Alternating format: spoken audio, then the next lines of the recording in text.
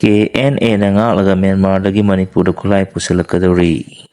Kuki militant samapan Manipur sangsan kre haiba wafam chumi haina Manipur langa ki security advisor Kuldip Singha na media da phungtokhraba matung nongmani gi matungda hut leitholaga sabchaba khudam tangdam phangdre haina chenbagum hantaksu chengadoribra haina wafam ama lakle khwaidagi nawa intelligence ki report amagi matung ina Myanmar romdagi Kuki National Army KNA gi kadar singda ngak selaga Manipur da makha kya gi khujugulai sing amasung drug sing pusalakadore haina phungtokre anawa wafam asi Indo Myanmar border gi Morerong thangba sarukta mathau Tauriba mga sabah Assam Rifles gi kanguna akanaba amasung aronba oina thaba message amada phungtokpani report asina tha asigi kunmanga da aronba oina thabani aduga masigi information asi moreda leiba makok tongba police officer singdachu copy sing yoli mathau taba thabak sing lokhanaba wafam phungtokladuna KNA gi kadar singna escort tawraga Manipurda usalakudariba nongmai maru sing amasung drug sing adu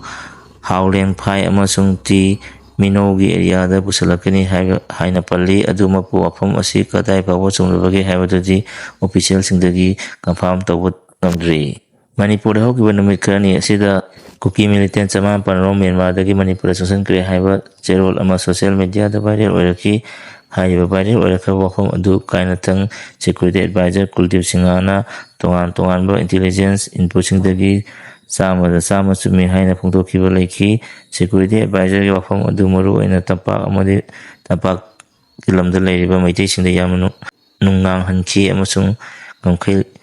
ngomkhai ngaklibam ekoi security force sing kari tokna leibage haiba wahang ama hangnaraki wahang sing adugi manakta Bharat Army gi authority na India gi territory manungda Kuki militant sama panrom sangsan kiba adugi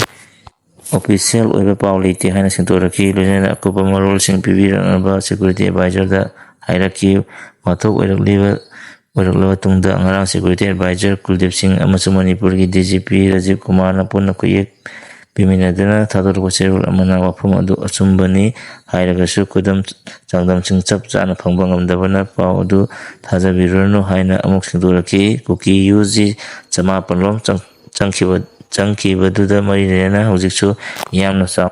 kangaunari masigi sumatakta Kuki singna namna kunda mafam singda ngasidagi horaga tha asigi kunnipan phawa jiksinna leinaraba Kuki body singna laktokiba laikre hairiba mising asida Kuki singna kundari mafam sing haibadi makhoi gi boundary ni hairiba mafam sing asida mi changlaktanaba amasung tongan mafam singda leiriba mioi sing mayum halaknanaba khan kiba laikre masida chunatana hayeng September 13 amasung 19 da total shutdown thamjinkhre ambulance servicing mikup nahum singna leinaba khangalakli kongjai singna chatharilu anawa lanjang asi maitai singna landarakani haiba tonga santoklaga maitai singda kundari mafam singda tangdu leitadanba thodok sing tholakpa yabagi akiyo lei hairi